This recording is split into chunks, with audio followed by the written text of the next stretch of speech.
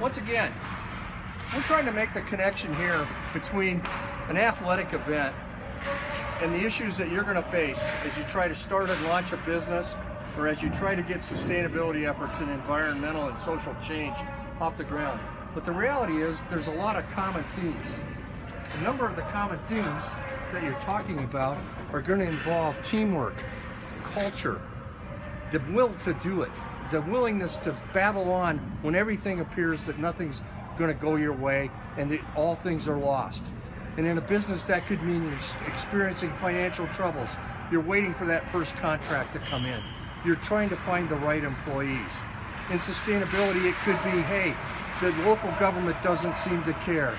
People don't seem to be interested. They've got other things. They want to work on their lives. They just don't, they're interested, but they're not going to commit. The best way I heard it was one time, hey, yeah, a lot of people in these things, they want to date because dating's easy, but do they want to commit? No. What was the one thing Herb Brooks asked for from that team? He wanted total commitment. I mean, you think about it.